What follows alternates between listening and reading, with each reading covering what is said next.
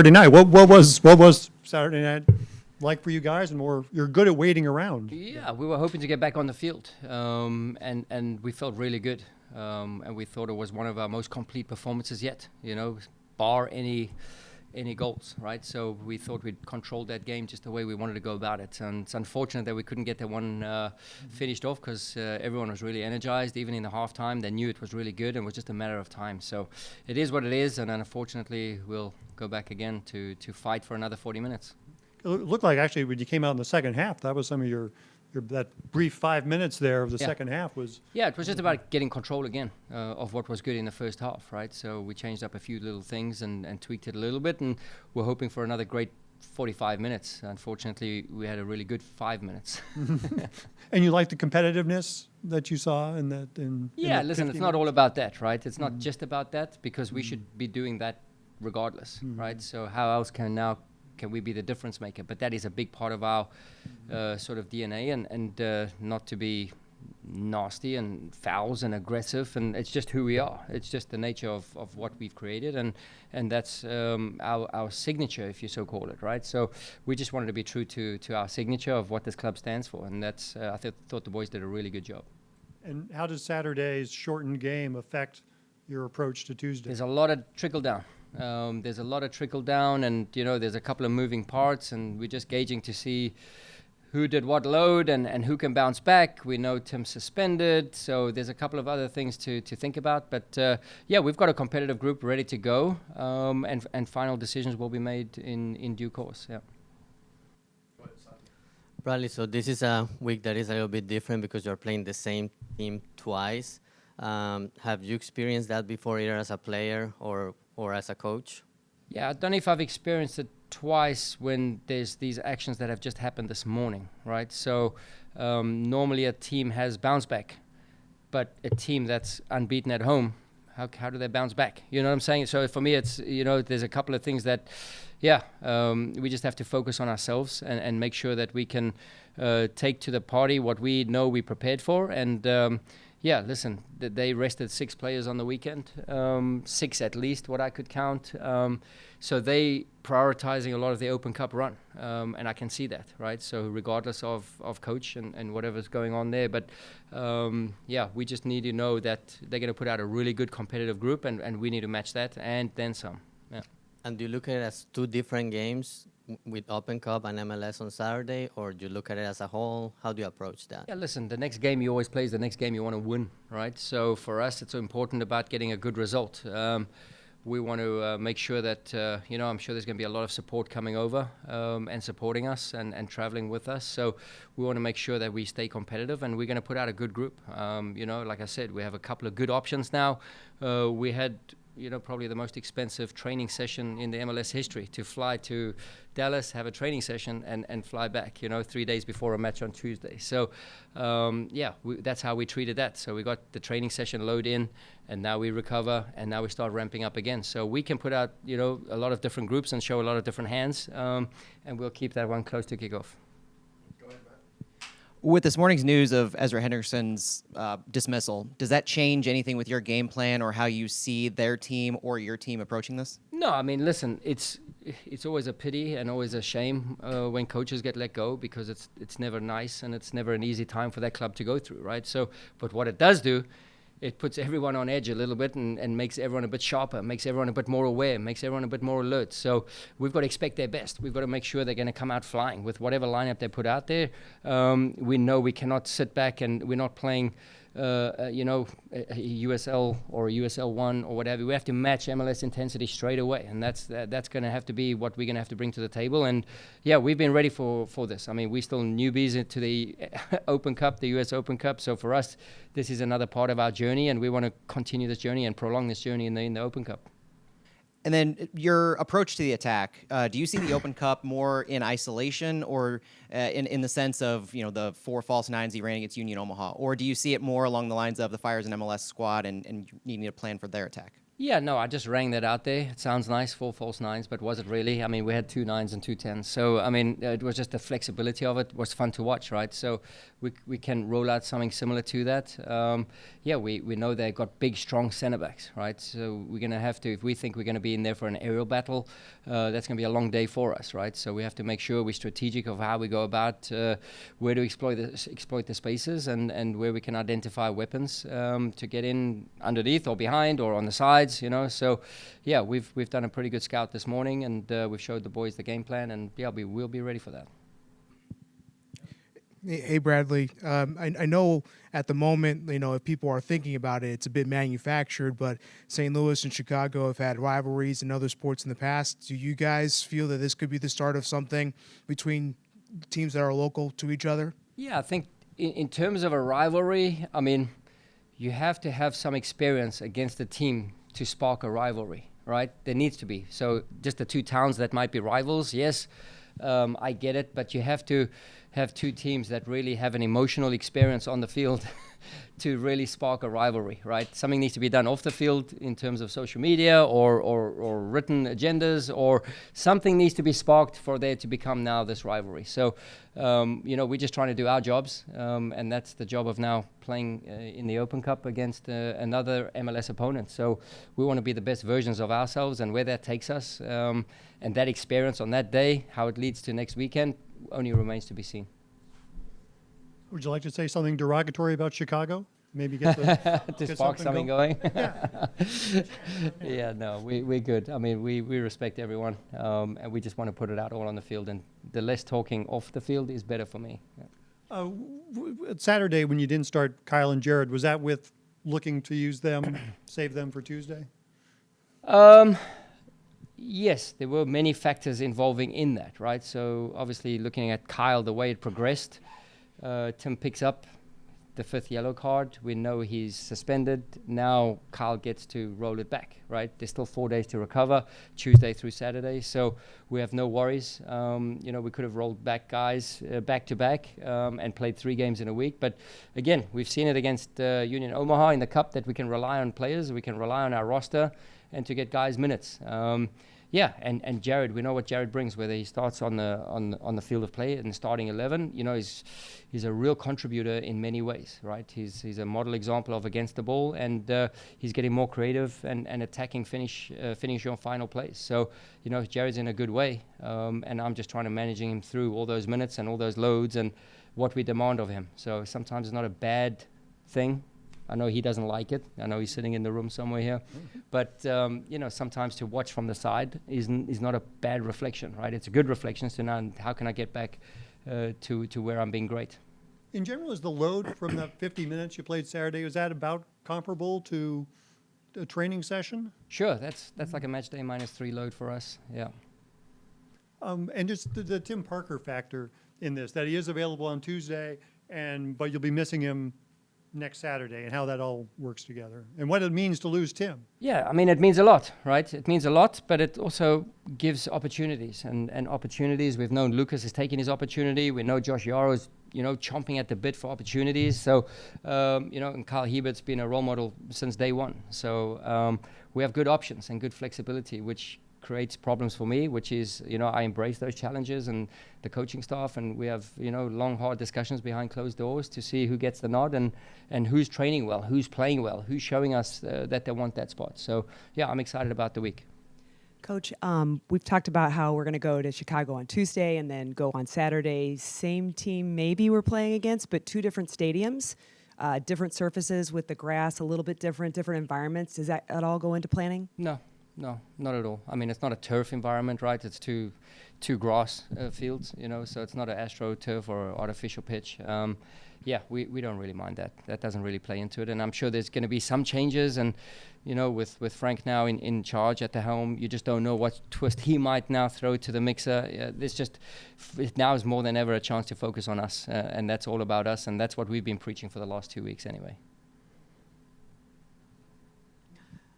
Probably was the fact that Lucas Bartlett started on Saturday. The fact that he played for Dallas, was that part of the decision making? No, we spoke about the scenarios with the cards, right? So to keep Lucas ticking over with match game minutes, to get him real competitive minutes again.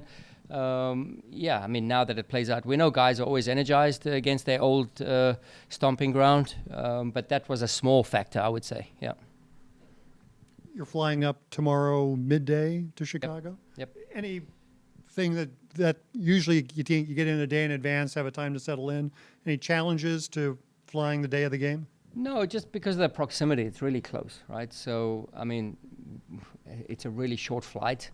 We get there by lunch. It's a day hotel for 4 hours. We can now have the PM sort of itinerary goes as usual, right? So we get there by lunch, have lunch, we have 4 hours, then we have our team meetings and briefs and everything, and then we leave to the stadium. So really nothing much changes, but it's just an easier flight on game day to get in and get out. Yeah, it's perfect. Knowing that it's a short week, knowing that we got home at 3:30 a.m. the other day, waiting in Dallas. So yeah, for us, the quicker we can, or the shorter we can make that journey, the better. One more night in your own bed rather than in a hotel? Yeah, listen, if guys have got pets, families, whatever, that really, they want to embrace and be with together as many hours as possible during the day. And yeah, we all humans. Apparently still hurt? Still Yeah, not I good to haven't go? seen Alm, have you? I have not seen it. No, he's in the gym working, tirelessly. He's such an honest guy, and you could see he's really upset that he can't help the team right now. So yeah, we're just trying to manage him along and yeah, keep it going. But I can't give you any updates right now. And apparently the same with Klaus. He's not Yeah. available tomorrow. No, we knew that. We knew Klaus is probably, closer towards the end of next week. And how does that look? And he would never be close enough to even think about starting anyways tomorrow. And how does that relate to the weekend remains to be seen. But that could be an option. But yeah, we're just going to progress it day by day. So it sounds like more next week than this week? I'm saying Chicago leg 2, Chicago. Yeah, that could be an option. That's just what I'm thinking. But again, I'm no medical specialist. Okay. Coach, thank you for joining us. All right, thank you. Jared, congratulations on your victory over Kyle to get to go first. So Oh, thank you. well It's done. rock, paper, scissors, shoot. is rock your go-to choice? No, I went scissors, but I didn't think about it. So Yeah. What was Saturday like for you as somebody you didn't get in the game, but just watching and waiting? How did that wait compare to the Cincinnati wait? no, it was good. I mean, the energy in the locker room was good. I mean, we played well. And yeah, it felt like, we were ready to play. And yeah, like after 50 minutes, I don't think we wanted the game to end. I think we wanted to go back out there because everyone felt really good about it. And that if we had gone out there, I think we would have won the game. So, from our part, we were just excited to keep playing. But once it got canceled, I think all the guys were a little bummed, to be honest. I think we wanted to get out there and get that game going. But yeah, vibes were good, just like Cincy. Looking forward to another trip down to Dallas for just 40 minutes of soccer. That'll be. I'm Yeah, yeah. Well, I actually have a lot of family down there. I had 42 people at that game. Yeah, so they were bummed, but I guess we can go back. So maybe I'll see them again. So for me, it's not a bad trip. My girlfriend's from there, and we have family down there, so it's not bad to go back for me. 42 is a lot. Yeah, I know. My girlfriend's dad and her extended family, so I probably didn't know like 20 of them, but it's all good. They were in there wearing St. Louis gear. They said they got, a bit of stick from the fans, but they had fun. Just thoughts on the Open Cup in Chicago and playing them twice in 1 week and what this week's going to be like for you guys. Yeah, it's different. It's not something that I've had in my career, but for me, I always see it as let's just play the next game, not look forward. Let's just look at tomorrow and have a good performance tomorrow and try and win. It's a cup game. So that's all we can do is just focus on what's next. So we'll just focus on tomorrow, see how it goes. Maybe we learn a couple things from playing them, and then it works out on Saturday as well. So for us, it's always just the next game, and we always want to play our way and just kind of focus on ourselves. But it is a bit weird playing the same team twice in a week, so we'll see. Chicago is a team that's very physical. They're one of the league leaders in yellow cards, and you are known for your physicality. So with a team like this, how do you look to put yourself in some good positions to make some things happen? Yeah, I mean, it's going to be a feisty game for sure. We know they just had a coaching change, so they're going to be fired up. I'm sure spots are up for grabs for all those guys, and They're going to want to prove themselves to whoever's the new coach and whoever's watching. But yeah, for us, the way we play is always physical and tough way. And yeah, I guess I won't have to worry about getting my 5th yellow card this game. So we'll see what happens. But no, we obviously want to go out there and impose our game, right? From the first minute, we want to play hard, see what they're bringing. But we always want to, bring more, bring the intensity and, bring our physicality and not focus on what they're bringing. You kind of answered my second question. Does it feel like a little bit of a weight off your shoulders, like you can play a little more free, knowing you don't have a suspension looming if you get a yellow card? Yeah, I mean, a little bit. I think that last game, if I had gotten a yellow card, my girlfriend would have killed me just because of the the Dallas game. So I was definitely on my tiptoes. But from here on out, I think it'll feel a little bit normal. But I just think that last home game, I didn't want to miss that Dallas game. So maybe it restrained me a bit from talking to the refs and talking to the other players and making tackles. But yeah, from now on out, the rest of the season, hopefully, I just won't have to worry about it. Jared, you were on the bench against Dallas and also Open Cup against Omaha. You were also on the bench for most of the time. I was curious, how have you seen the team without Klaus during these games? Yeah, I mean, he's, it's obvious Klaus is really important to us. He wins a lot of aerial duels. He does so much running and work that I think that people don't even notice when he's not there because, and obviously he's bringing goals and attacking plays and, yeah, he's just a menace up there. So to not have him is obviously, not ideal for us. But I think other guys, Celio and Nico, and all the guys who have played so far have stepped up and worked really hard and done really well. So on the flip side, it gives me confidence that the teams, we have other guys, other options, guys who are working hard that you guys don't, you don't see working hard all year. They come in and it looks really good still. So, but yeah, to get Klaus back will be a big bump for us, and I think it'll help us in the next coming weeks and with these stretch of MLS games. So we're excited to get him back for sure. Hey, sorry if you've already been asked about this, but I wanted to ask about Tim Parker's impact, just in general, and then heading into this week. Can you describe his intensity and how it could help the team?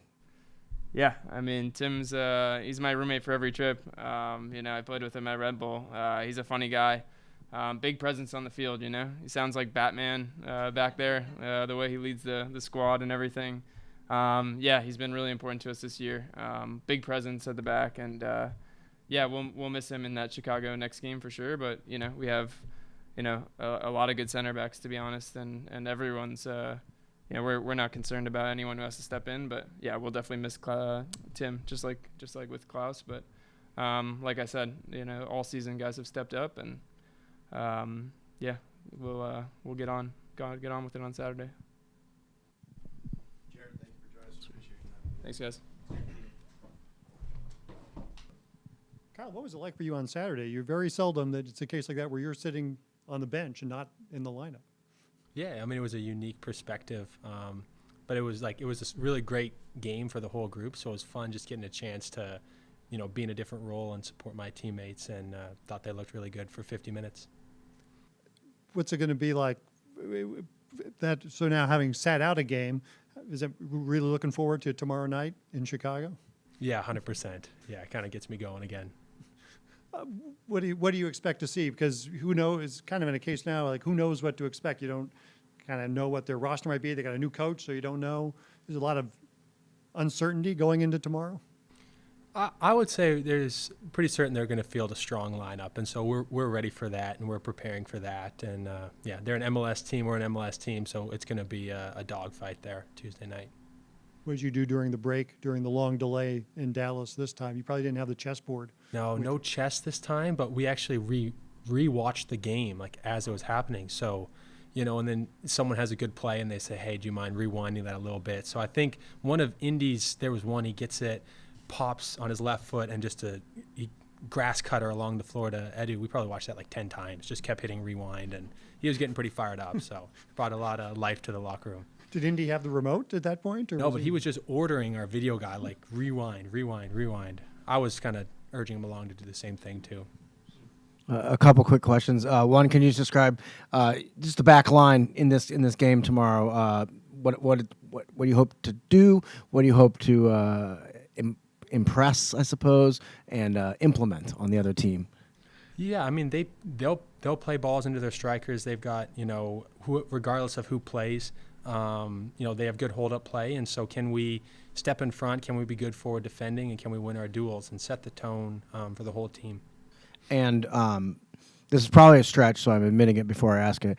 But you've been in the state of Missouri a lot. Can you describe maybe what you've learned about the rivalry between the city of St. Louis and the city of Chicago, sports-wise? Yeah, I mean, I actually, in college, when I was in Springfield, we had a big rivalry with Loyola Chicago and Chicago. So, yeah, I'm used to it. Again, this is the first time the MLS teams are meeting, but, especially in Open Cup games, you're ready for it to be feisty and aggressive and all those kind of things indicative of two teams in a rivalry. You mentioned a couple different strikers you might face. How does it feel going up likely against Kai Kamara, one of the all-time leading goal scorers in MLS?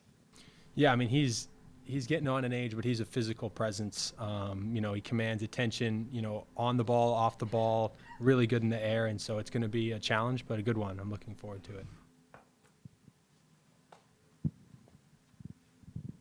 Kyle, you say you're good at math, right? I didn't say that. I think it's clear. What is 9 minus 3 divided by 1/3 plus 1? 19. Wrong. 1.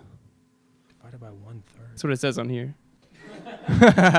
Maybe you're right. Oh, no, I'm wrong. Thank you, Kyle. Dang it. Can we edit that out? Anybody else?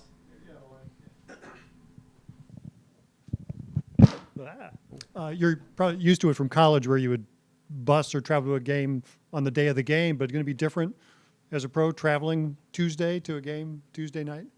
Yeah, it'll be different. We're always kind of doing stuff the morning of, walk activation, you're getting going. So this time it'll just be you'll be hopping on a flight. Maybe we'll walk up and down the aisle and we'll simulate like we would usually do. So nothing too crazy. You just put this week in general, starting from a late night, getting home at I think the plane landed about 2 a.m. Sunday morning, 2 trips to Chicago, 3 road trips in 8 days. What's this week like? Yeah, I think kind of echoing what Jared said, we're, got back, got rested, and then now just, like, I'm sure looking back on the week, maybe we'll have some thoughts of like, oh, that was a decent amount of travel. But now it's like, okay, just go in and focused on Tuesday and, the travel, getting the body right, preparing, and looking to beat Chicago. And then, but yeah, after the fact, might be like, oh, that was a doozy of a week. So Expecting to play alongside Tim tomorrow night? looking at Bradley, I don't know. I guess we'll see. Yeah.